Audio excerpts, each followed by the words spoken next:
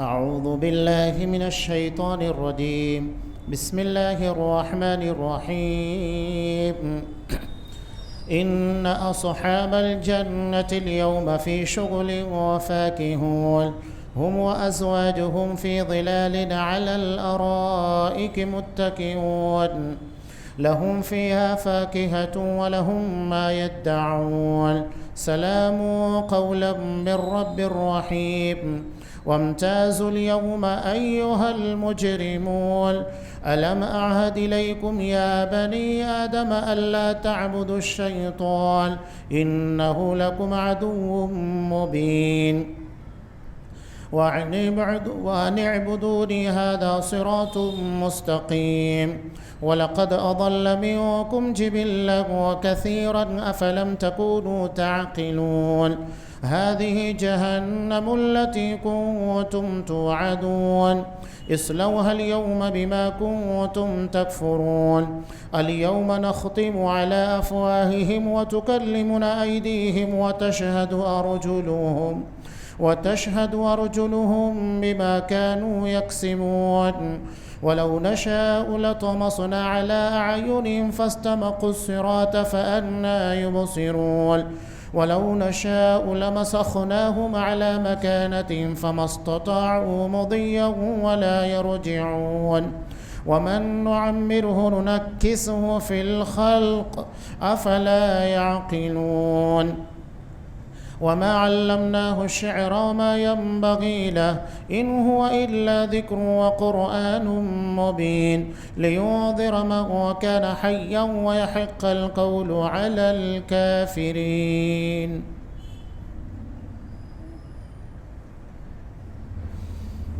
جنتی لوگ آج کے دن اپنے دلچسپ مشغلوں میں حشاش بشاش ہیں. وہ اور ان کی بیویاں سایوں میں مسہریوں پر تکیہ لگائے بیٹھے ہوں گے. ان کے لیے جنت میں ہر قسم کے میوے ہوں گے اور بھی جو کچھ وہ طلب کریں گے. مہربان پروردگار کی طرف سے انہیں سلام کہا جائے گا. اے گنہگارو آج تم الگ ہو جاؤ. اے اولاد آدم کیا میں نے تم سے قول قرار نہیں لیا تھا کہ تم شیطان کی عبادت نہ کرنا، وہ تمہارا کھلا دشمن ہے، اور میری عبادت کرنا سیدھی راہ یہی ہے. شیطان نے تم میں سے بہت ساری مخلوق کو بہکا دیا. کیا تم عقل نہیں رکھتے؟ یہی وہ دوزخ ہے جس کا وعدہ تمہیں دیا جاتا تھا. اپنے کفر کا بدلہ پانے کے لیے آج اس میں داخل ہو جاؤ. ہم آج کے دن ان کے منہ پر مہر لگا دیں گے اور ان کے ہاتھ ہم سے باتیں کریں گے اور ان کے پاؤں گواہیاں دیں گے ان کاموں کی جو وہ کرتے تھے. اگر ہم چاہتے تو ان کی آنکھیں بے نور کر دیتے، پھر یہ راستے کی طرف دوڑتے پھرتے لیکن انہیں کیسے دکھائی دیتا. اور اگر ہم چاہتے تو ان کی جگہ ہی پر ان کی صورتیں مسخ کر دیتے، پھر وہ چل پھر سکتے اور نہ لوٹ سکتے. اور جسے ہم بوڑھا کہتے ہیں اسے پیدائشی حالت کی طرف پھر الٹ دیتے ہیں. کیا پھر بھی وہ نہیں سمجھتے؟ نہ تو ہم نے اس پیغمبر کو شعر سکھائے اور نہ اس کے یہ لائق ہے. وہ تو صرف نصیحت اور واضح قرآن ہے تاکہ وہ ہر شخص کو آگاہ کر دے جو زندہ ہے اور کافروں پر حجت ثابت ہو جائے. سورہ یاسین آیت نمبر 55 سے آیت نمبر 70. محترم حاضرین، عزیز ماں اور بہنوں، اسے قبل کی آیات میں اللہ نے قیامت کا تذکرہ کیا کہ کس طرح مردے قبروں سے باہر نکلیں گے. جب مردے قبروں کے باہر نکلیں گے تو وہ کہیں گے یا ویلنا من بعثنا من مرقدنا ھذا، کہ ہائے افسوس کس نے ہمیں اپنی خوابگاہوں سے بیدار کر دیا، اٹھا دیا. اب یہاں یہ جو جملہ کہا جا رہا ہے کہ انہیں اپنی خوابگاہوں سے من مرقدنا، جہاں پر وہ آرام فرما تھے، تو سوال یہ ہوتا ہے کہ کیا ان کی وہ زندگی جو کہ قیامت سے پہلے تھی، برزخی زندگی جسے کہا جاتا ہے، کیا وہ بہتر زندگی رہی ہوگی، یا وہاں پر انہیں آرام تھا، سکون تھا، جس کی بنیاد کے پر وہ کہہ رہے ہیں کہ ہمیں ہماری خوابگاہوں سے، آرام گاہ سے اٹھا لیا گیا. دراصل مسئلہ یہ ہے کہ قیامت کے بعد جو کفار، مشرکین، منافقین کے پر عذاب کا سلسلہ شروع ہوگا تو یہ بڑا سنگین، ہولناک اور خوفناک، خطرناک ہوگا۔ اس کے مقابلے میں کہیں گے کہ ہماری قبروں کی زندگی بہتر تھی۔ اب قبروں کا جو عذاب ہے وہ دائمی نہیں ہے، بلکہ قبروں کا عذاب یہ کبھی کبھی ہوتا ہے، دائمی طور کے پر عذاب نہیں دیا جاتا۔ جیسا کہ آل فرعون کے تعلق سے اللہ تبارک و تعالیٰ نے ارشاد فرمایا کہ النار یعرضون علیہ غدوا وعشیا، کہ آل فرعون کو آگ کے پر صبح اور شام 2 وقتوں پیش کیا جاتا ہے۔ اس کا مطلب یہ ہے کہ عذاب مسلسل نہیں ہوتا ہے، عذاب قبر مسلسل نہیں ہے۔ اب عذاب جو قبر کا ہے اس کے بعد جب قیامت آئے گی اور عذاب جہنم ہوگا، عذاب جہنم اور عذاب قبر کے درمیان فرق ہے کہ عذاب قبر مسلسل نہیں ہوتا ہے لیکن عذاب جہنم مسلسل ہوگا، ایک لمحہ وہاں پر سکون کا نہیں ہوگا۔ قرآن مجید اس کے بارے میں کہتا ہے وساعت مصیرہ، سب سے بدترین جگہ ہے، یعنی اس سے زیادہ خوفناک بدترین عذاب کی جگہ انسان تصور نہیں کر سکتا۔ ہر لمحہ آگ میں جلنا ہے، اور وہ آگ نہیں ہوگی جو دنیا کی آگ کی طرح ہوگی، بلکہ وہ آگ ہوگی جو دنیا کی آگ کے مقابلے میں 69 گنا زیادہ شدید اور خوفناک ہوگی، خطرناک ہوگی۔ ہمیشہ ایک لمحہ بھی نہیں، بلکہ اللہ تبارک و تعالیٰ کہتا ہے وَزِدْنَاهُمْ عَذَابًا، ہم ان کے عذاب میں زیادتی کریں گے۔ جو عذاب ہوگا ایسا نہیں ہے کہ اس کو موقوف کیا جائے گا کہ یہ عذاب ہے اتنا ہی تمہیں جھیلنا ہوگا، بلکہ عذاب کی شدت میں اضافہ ہوگا۔ جس طرح اہل جنت کی نعمتوں میں اضافہ ہوگا کہ ہر جمعہ کو جب وہ بازار جائیں گے ایک شمالی ہوا چلے گی جن سے ان کی خوبصورتی میں اضافہ ہوگا۔ مسلم کی روایت میں تو قرآن مجید کہہ رہا ہے کہ عذاب جہنم مجرمین کے پر مسلسل رہے گا اور اس میں اضافہ ہوتا رہے گا۔ تو یہ جو کہا گیا کہ ہمیں ہماری خوابگاہوں سے بیدار کر دیا گیا، اس کا مطلب یہ ہے کہ وہ جگہ جو ہماری قبر والی تھی، جو بہتر تھی، جو آج ہمیں پیش کیا جا رہا ہے، جہنم کے مقابلے میں اسے وہ اچھا سمجھ رہے ہوں گے۔ ایسا نہیں ہے کہ وہاں پر انہیں بڑا سکون ہوگا اور بہت آرام سے زندگی گزار رہے، نہیں، بلکہ وہ بھی انتہائی خطرناک ہے لیکن عذاب جہنم کے مقابلے میں نہیں ہے۔ اب جب کفار مشرکین ان تمام لوگوں کو پیش کر دیا جائے گا، قرآن صاف کہتا ہے فَالْيَوْمَ لَا تُظْلَمُ نَفْسٌ شَيْئًا، آج کسی کے پر کوئی ظلم نہیں ہوگا۔ پچھلے درسوں میں نے بتایا کہ قیامت کے دن 2 ہی چیز ہوگی، یا تو عدل ہوگا یا تو رحمت ہوگی۔ اللہ جس کے ساتھ عدل کرے گا وہ پکڑا جائے گا، اس لیے کہ کوئی اللہ کے عدل سے بچ نہیں پائے گا، یقینی طور کے پر اس کو جہنم میں جانا ہے۔ لیکن اللہ جس کے ساتھ رحم کرے گا یقینی طور کے پر وہ جنت میں جائے گا۔ بغیر اللہ کی رحمت کے کوئی بندہ جنت میں جا نہیں سکتا ہے، اس لیے کہ اللہ کی رحمت کی عظیم الشان جگہ جنت ہے۔ تو اللہ نے پہلے کہہ دیا آج تمہارے پر کوئی ظلم ہونے والا نہیں ہے، بلکہ انصاف ہوگا، عدل ہوگا اور اس کے بعد فضل ہوگا، اللہ کی رحمت ہوگی۔ اب یہاں 2 گروہ ہیں، ایک اہل جہنم ہے اور دوسرے اہل جنت ہے۔ اللہ نے دونوں کے بارے میں اختصاراً بیان کر دیا۔ سب سے پہلے اللہ نے اہل جنت کا تذکرہ کیا کہ اِنَّا صُحَابَ الْجَنَّةِ الْيَوْمَ فِي شُغْلٍ فَاكِهُونَ، آج اہل جنت بہت ساری نعمتوں میں، دلچسپ و مشغلوں میں حشاش و بشاش ہوں گے۔ یعنی انسان کا مشغلہ کیا ہوتا ہے؟ جو اس کا جی چاہتا ہے، جہاں پر اسے سکون ملتا ہے وہاں وہ حشاش و بشاش ہوگا۔ اب جنت سے بڑھ کر نعمت کہاں ہو سکتی ہے جہاں انسان کو سکون ملے؟ انسان کی خواہشات کی تکمیل ہی جنت میں ہونے والی ہے، ورنہ انسان دنیا میں بڑی خواہشات، بڑی تمنائیں کرتا ہے، لیکن کیا کسی کی تمنا پوری ہوتی ہے؟ آدھی ادھوری تمناؤں کے ساتھ وہ چلا جاتا ہے۔ نبی کریم صلی اللہ علیہ وسلم نے ایک حدیث کے اندر مثال بیان کرتے ہوئے کہا کہ مختلف لکیروں کو کھینچا، کہا کہ یہ انسان کی خواہشات ہے جو آگے پیچھے اس کے دائیں بائیں لگی ہوئی ہوتی ہے، اور اس کے بیچ میں ایک لکیر کو کھینچا، کہا کہ یہ موت ہے جو اس کی خواہشات کے پورا ہونے سے پہلے ہی اس کے پر آ جاتی ہے، طاری ہو جاتی ہے، اور موت کا فرشتہ آتا ہے کہ چلو اب تمہارا وقت تو پورا ہو گیا، اب تمہیں سفر آخرت کے لیے روانہ ہونا ہے۔ موت بہت چپکے سے آ کر کہتی ہے کہ اب تمہارا وقت ختم ہو چکا ہے، کسی کو الرٹ نہیں کیا جاتا کہ تمہاری موت آنے والی ہے، بہت خاموشی کے ساتھ آتی ہے، اور اس کے بعد خاموشی کے ساتھ انسان اس دنیا سے چلا جاتا ہے۔ تو یہ جنت ہے۔ جنتیوں کے بارے میں اللہ نے بیان کیا کہ اہل جنت اپنے دلچسپ مشغلوں میں حشاش بشاش ہوں گے۔ یہاں اللہ نے صرف ایک ہی بات بیان کی کہ وہ بالکل خوش ہوں گے، اور یہی چیز بتاتی ہے کہ ان کو وہ ساری نعمتیں مل چکی ہوگی جس کے بارے میں ایک انسان طلب رکھتا ہے، خواہش رکھتا ہے، ساری نعمتیں مل چکی ہوگی۔ وہاں نعمتوں کی انتہا ہوگی، انسان اس کے آگے سوچ ہی نہیں سکتا۔ بلکہ مسلم کی روایت میں ہے کہ جب اہل جنت کو جنت میں داخل کیا جائے گا، اللہ تبارک و تعالیٰ ڈائریکٹ ان سے کلام کرے گا۔ اس سے بڑھ کر نعمت کیا ہو سکتی ہے کہ رب العالمین جسے ہم نے اپنی پوری زندگی نہیں دیکھا، اور جس کا ڈر اور خوف ہمارے دل و دماغ کے پر چھایا ہوا تھا، جس کی عبادت بندگی کر رہے تھے، آج وہ رب ہمارے سامنے ہوگا، باتیں کر رہا ہوگا۔ سوچئے مومنوں کی خوشی کا عالم کیا ہوگا، ہم اس کو بیان نہیں کر سکتے۔ تو اللہ ڈائریکٹ بات کرے گا کہ کیا تمہیں جنت کے اندر کسی نعمت کی کمی لگ رہی ہے؟ یہاں تمہارے انتظامات اور تمہاری خواہشات کے اعتبار سے ساری چیزیں مکمل کر دی گئی ہے کہ نہیں؟ جنتی کہیں گے اللہ سب مل گیا، اس کے بعد کچھ نہیں ہے، بلکہ ہم نے جتنا سوچا تھا اس سے کہیں زیادہ ہمیں جنت کی نعمتیں ملی ہوئی ہیں۔ تو اللہ کہے گا کہ میری ایک نعمت باقی ہے۔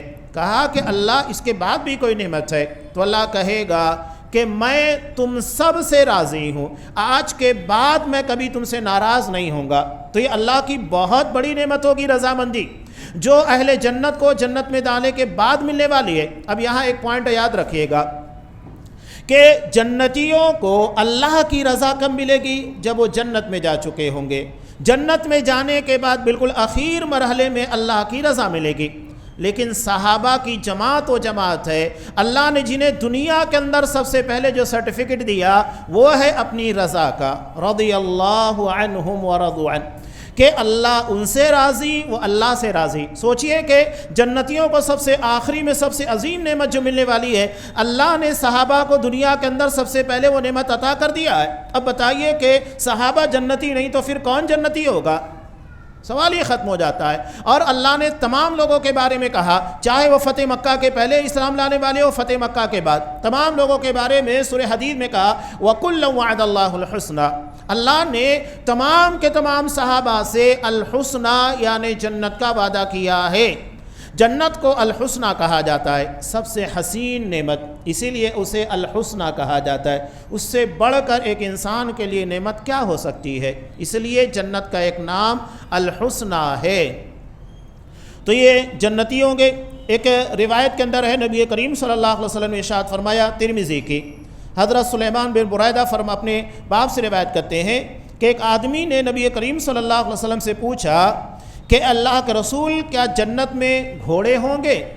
اب انسان کا شوق ہے، قرآن کہہ رہا ہے کہ اپنے دلچسپ مشغلوں میں، یعنی جس چیز کے اندر انسان کی دلچسپی ہو۔ اب انسان کی دنیا میں مختلف فیلڈوں کے اندر دلچسپی ہوتی ہے، کوئی ڈاکٹر بننا چاہتا ہے، کوئی انجینئر بننا چاہتا ہے، کوئی اسپورٹس مین بننا چاہتا ہے، ہر کوئی۔ اور جو لوگ کسان کی زندگی گزارتے ہیں، شیتکاری ہوتے ہیں، انہیں اپنے ماحول سے دلچسپی ہوتی ہے، ہر کوئی اپنے اپنے شعبے سے محبت رکھتا ہے۔ ایک مرتبہ انصار نے بھی کہا تھا کہ اللہ کے رسول کیا ہم کو جنت میں کھیتی باڑی کرنے کے لیے ملے گا؟ اس لیے کہ ان کا تعلق کھیتی باڑی سے تھا۔ اللہ کے رسول صلی اللہ علیہ وسلم نے کہا کہ ہاں، اگر تم چاہو گے، تمہاری چاہت پر، اور جنت میں من چاہی زندگی ہوگی، جو ہمارا جی چاہے گا وہ تمام چیزیں ملنے والی ہے۔ تو آپ نے کہا کہ اگر تم کھیتی باڑی کرنا چاہو گے، اللہ تمہیں وہ بھی دے گا کہ تم وہاں کھیتی باڑی کرو۔ اب یہاں ایک صحابی نے سوال کیا کہ کیا ہمیں جنت کے اندر اولاد ہوگی؟ انسان جس طرح دنیا میں اولاد کی طلب اور چاہت رکھتا ہے، کہا کہ ہاں، لیکن وہ دنیا کی طرح نہیں ہوگا کہ دنیا میں 8-9 مہینے کا ایک پیریڈ ہوتا ہے، اس کے بعد اولاد ہوتی ہے۔ آپ صلی اللہ علیہ وسلم نے کہا کہ بالکل آسان مرحلہ ہوگا کہ جب تم چاہو گے تمہیں اولاد ہو، تمہاری بیوی کو حمل ٹھہرے گا اور اسی وقت اسے بچے کی پیدائش ہوگی، اور وہ تمام پیریڈز اور خون خرابہ ان تمام چیزوں سے پاک و صاف ہوگی۔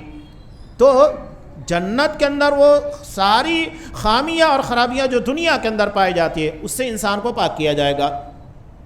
جنت کو دارالسلام کہا جاتا ہے۔ دارالسلام کا مطلب کیا؟ سلامتی کی جگہ، جہاں سلامتی کے خلاف کوئی عمل نہ پایا جائے۔ بلکہ آپ صلی اللہ علیہ وسلم نے کہا کہ وہاں پر نہ پیشاب پاخانہ کرنا ہوگا، نہ انسان کے ناک سے غلاظت نکلنے والی ہے، کچھ بھی نہیں ہوگا۔ پسینہ بھی نکلے گا تو کیسا ہوگا؟ کستوری کی خوشبو والا۔ یعنی پسینے کے اندر سب سے زیادہ عظیم خوشبو ہوگی، جس کے بارے میں کہا کہ سب سے زیادہ اچھی جو خوشبو ہے وہ مسک یعنی مشک کی ہے، وہ جنت کی خوشبو ہوگی۔ تو یہاں سوال ہوا کہ کیا ہم کو جنت میں گھوڑا ملے گا؟ آپ صلی اللہ علیہ وسلم نے کہا کہ ہاں، کہ اللہ تمہیں جنت کے اندر گھوڑا دے گا۔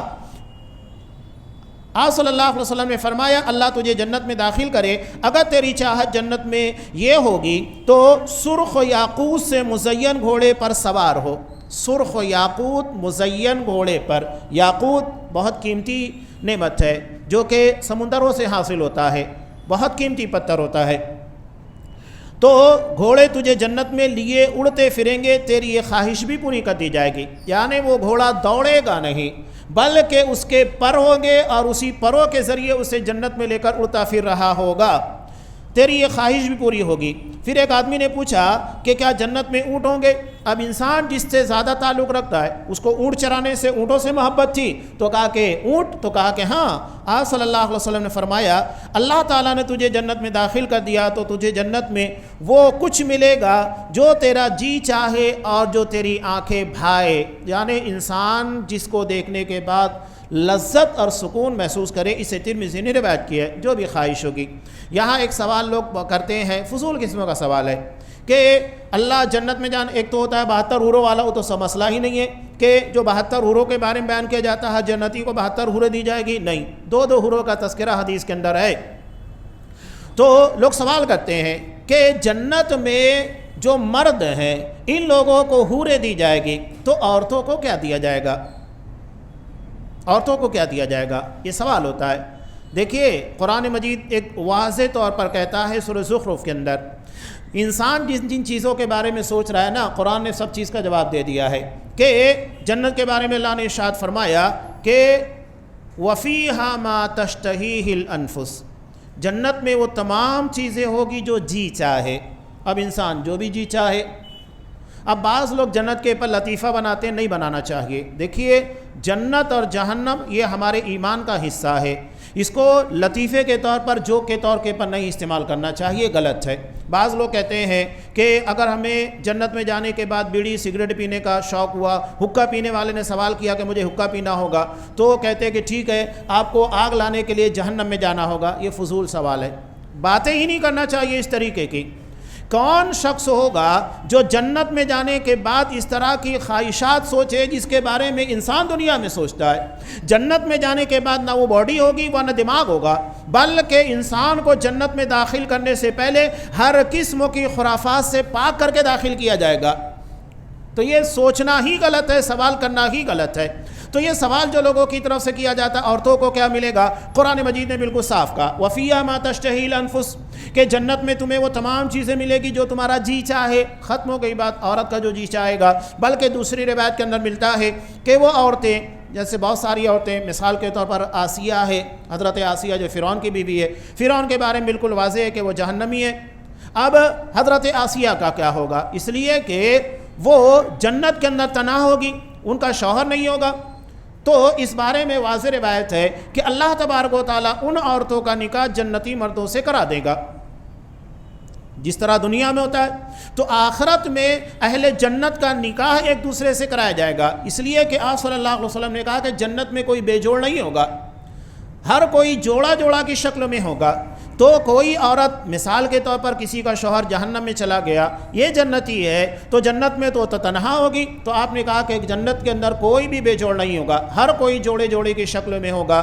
اگر مرد ہوگا اس کی عورت نہیں ہوگی تو اس کو بھی عطا کی جائے گی، اور حور تو ویسے بھی ملنے والی ہے۔ آپ صلی اللہ علیہ وسلم نے کہا کہ 2 حوریں ملنے والی ہے جن سے ان کا نکاح کیا جائے گا۔ اس کے علاوہ بھی ایک شکل اللہ تبارک و تعالیٰ نے رکھی ہے کہ جو عورتیں دنیا میں جن کا شوہر مشرک تھا، جہنمی تھا، ان لوگوں کے لیے اللہ نے اہل جنت کا انتظام کیا ہے، ان سے ان کا نکاح کر دیا جائے گا۔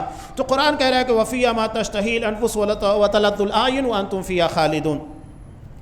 آگے اللہ نے ارشاد فرمایا ہم وَأَزْوَاجٌ فِي ظِلَالٍ عَلَى الْأَرَائِكِ مُتَّكِئُونَ، وہ اور ان کی بیویاں سایوں میں مسہریوں پر تکیہ لگائے بیٹھے ہوں گے۔ یہ دیکھیے انسان سب سے پہلے سایہ تلاش کرتا ہے، جب اسے سکون کی جگہ ملتی ہے تو پھر وہ کھانے کے بارے میں سوچتا ہے۔ ایسا نہیں ہے کہ کوئی آدمی گرمی کے اندر کھڑا ہوا اور وہاں کھانے کے بارے میں سوچ رہا ہو، نہیں، انسان کی فطرت جیسی ہے اسی اعتبار سے اللہ نے چیزوں کا تذکرہ کیا۔ سب سے پہلے اسے سائے کی تلاش ہے تو سائے کا ذکر کیا، اس کے بعد اسے آرام کی ضرورت ہے، اس کا تذکرہ، کھانے کی ضرورت ہے، اس کا تذکرہ، یعنی اسٹیپ بائی اسٹیپ جیسا انسان چاہتا ہے وہ تمام چیزیں اس کو عطا کی جائے گی۔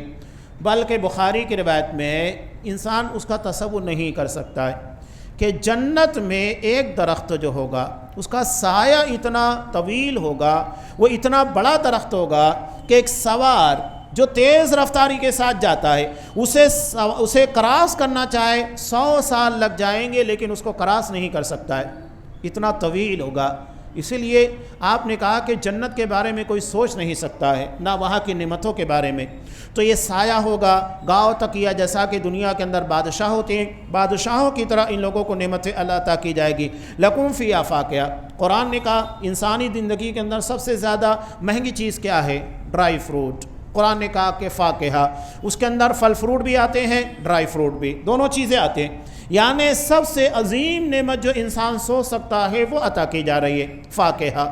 لیکن ایسا نہیں ہے کہ وہ دنیا کی طرح ہوں گے، کچھ چیزیں دنیا کے ہم شکل ہوگی لیکن اس کی لذتیں دنیا کی طرح نہیں ہوگی، وہ جنت والی لذت والی ہوگی۔ اب عام دیکھ لیجئے نا، اب مثال کے طور پر سب سے زیادہ لذیذ پایا جاتا ہے ہاپوس آم، اس کی لذت، اس کی خوشبو ہر کسی کو اچھے طریقے سے پتہ ہے، لیکن یہ رتنا گری اور اس کے اطراف میں پیدا ہونے والا جو آم ہوتا ہے، اس کی خوشبو، اس کی مٹھاس، اس کی لذت، ہر جگہ وہ چیز آپ کو نہیں ملتی ہے۔ حالانکہ لوگوں نے اس کو ٹرائی کیا تو لذتوں کے اندر بھی فرق اللہ نے رکھا ہے کہ وہ آم جو یو پی وغیرہ کے علاقوں سے آتا ہے اس کا ٹیسٹ الگ ہوتا ہے اور دیگر علاقوں سے آنے والے آم کا ٹیسٹ الگ ہے۔ اب سوچئے دنیا کے اندر اللہ نے جب یہ فرق رکھا ہے تو جنت کے اندر کیا عالم ہوگا جس کا ہم تصور نہیں کر سکتے۔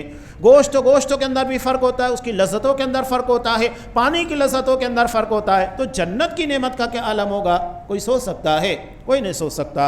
اور اس کے بعد اللہ نے کہا کہ ٹھیک ہے یہ تو ایک تمہاری سجیسٹ کی ہوئی منتخب چیز ہے، لیکن وَلَهُمْ مَا يَدَّعُونَ، جو طلب کریں گے وہ بھی ملنے والا ہے، ساری چیزیں ملے گی۔ طلب آدمی جو بھی چاہے انسان کی خواہش کے اعتبار سے سب عطا کیا جائے گا۔ سلام قولا من رب الرحیم، مہربان پروردگار کی طرف سے انہیں سلام کہا جائے گا۔ یہ بہت بڑی نعمت ہے کہ اللہ سلام کہے گا، سلامتی کے اندر انہیں رکھا جائے گا۔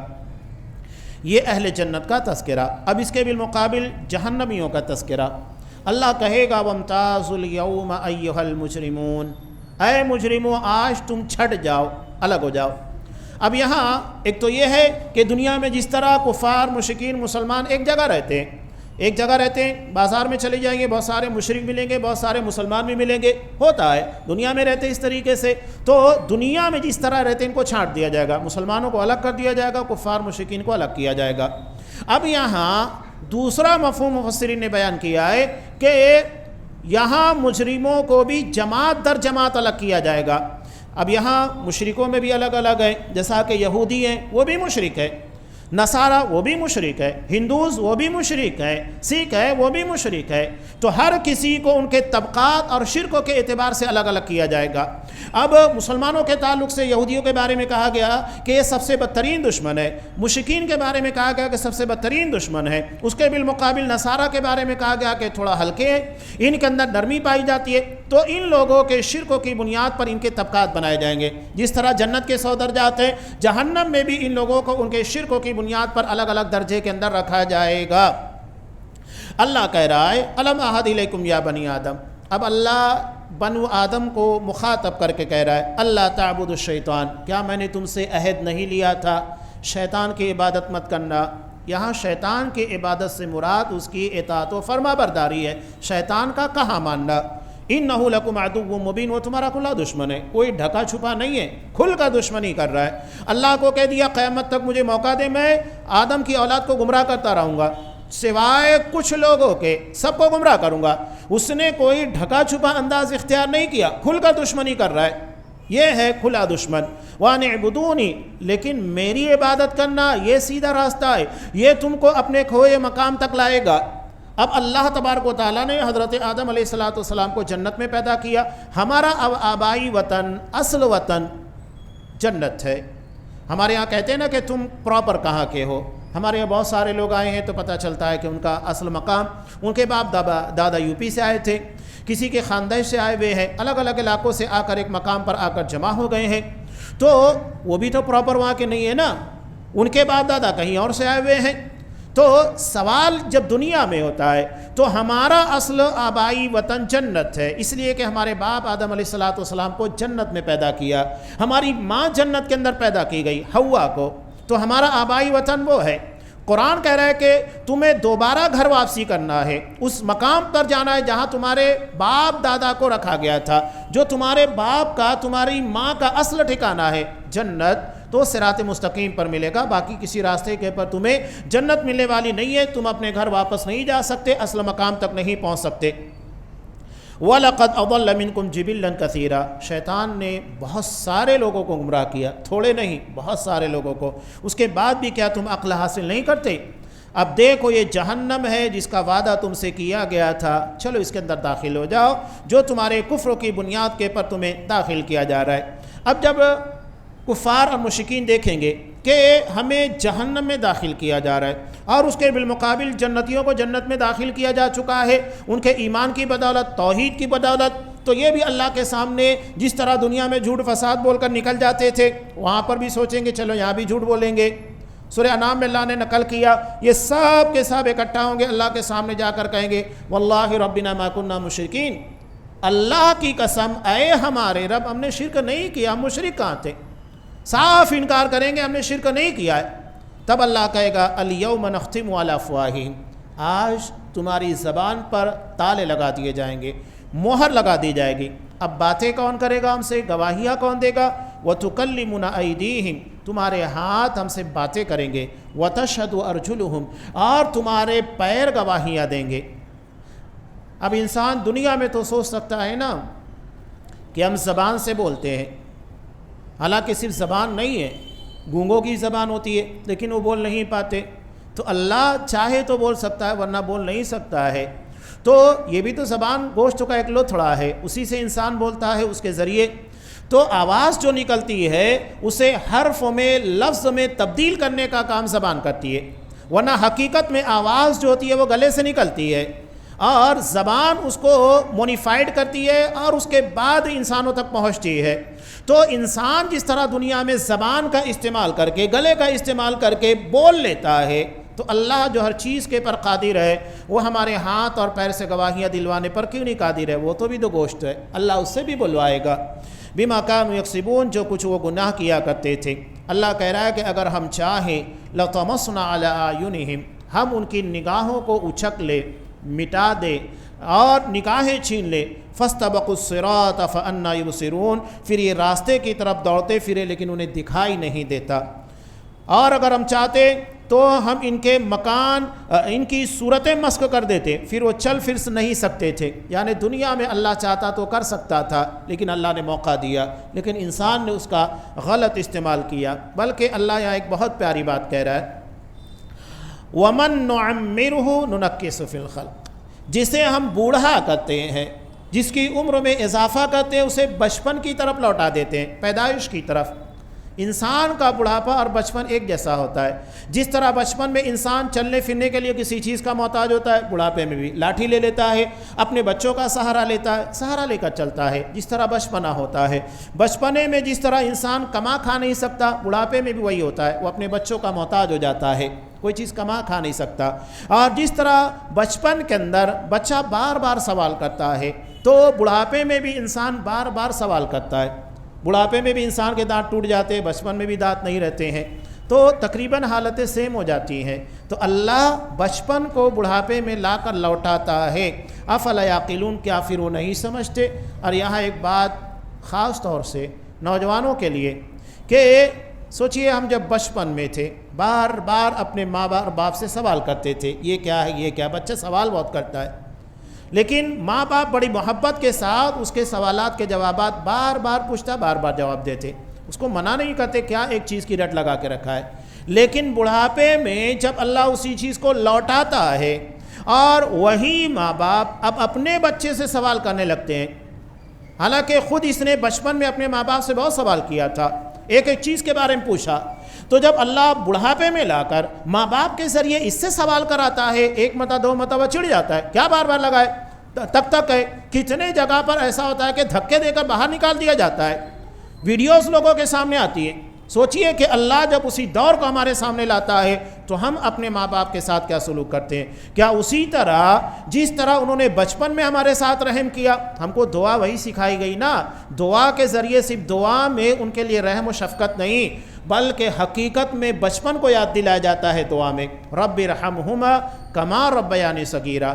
ہم صرف اللہ سے اپنے ماں باپ کے لیے رحمت کی دعا کر سکتے تھے، لیکن اللہ نے یہ جملہ کیوں کہا کما ربیانی، جس طرح انہوں نے بچپن میں مجھے پالا، جس رحم و شفقت کا مظاہرہ کیا، اللہ تو بھی اس کے ساتھ ویسے ہی کر۔ تو یہ یاد دلایا جاتا ہے وَمَن نُعَمِّرُ نُنَكِّسُ فِي الْخَلْقِ، جسے ہم بڑھاپا عمر دراز کرتے ہیں اسے بچپن کی طرف لوٹاتے ہیں۔ آگے چل کر نبی کریم صلی اللہ علیہ وسلم کے تعلق سے مشرکین جیسا کہ اعتراض کرتے تھے، قرآن نے اس کا جواب دیا وَمَا عَلَّمْنَاهُ الشِّعْرَ، کہ ہم نے اپنے نبی کو شعر شاعری نہیں سکھائی، وَمَا يَنبَغِي لا، اور نہ نبی کے یہ لائق ہے، نبی کا مقام مرتبہ بہت بلند ہے کہ وہ اشعار پڑھے، نہیں۔ آپ صلی اللہ علیہ وسلم نے، بلکہ ایک مرتبہ آپ صلی اللہ علیہ وسلم نے کسی شاعر کا شعر نقل کیا تو حضرت ابوبکر صدیق نے اس کی اصلاح کی کہ آپ نے جو شعر پڑھا ہے یہ اس میں اس طریقے سے آپ نے غلط پڑھ دیا۔ تب آپ صلی اللہ علیہ وسلم نے کہا کہ مجھے یہ مناسب ہی نہیں لگتا ہے اور نہ مجھے شعر شاعری کے لیے پیدا کیا گیا ہے، قرآن ان تمام چیزوں سے بہت بلند ہے۔ ان ھذا الا ذکر و قرآن مبین، یہ تو صرف اللہ کا ذکر اور قرآن مبین ہے، واضح کرنے والا، تاکہ جو زندہ ہیں انہیں ڈرائے خبردار کرے۔ اس کے بعد اس سورہ کا بالکل اخیر حصہ ہے جس میں اللہ نے قیامت کے تذکرے کے ساتھ کہ انسان کو مرنے کے بعد کیسے دوبارہ زندہ ہونا ہے، مشرکین کے لیے بات ناقابل فہم تھی، اعتراض کرتے تھے، اس کا جواب قرآن مجید نے دیا ہے۔ وہ آئندہ درس میں تمام تفصیل آئے گی۔ اللہ سے دعا ہے کہ اللہ تبارک و تعالی ہمیں ان لوگوں میں شامل کرے جو اصحاب الجنہ ہے، ایسے اعمال کی توفیق دے جو جنت کی طرف لے کر جائے، اور ان تمام امور سے، اعمال سے، عقائد سے محفوظ رکھے جو ہمیں جہنمیوں کے زمرے میں شمار کرتے ہیں۔ آمین۔ وآخر دعوانا ان الحمد للہ رب العالمین۔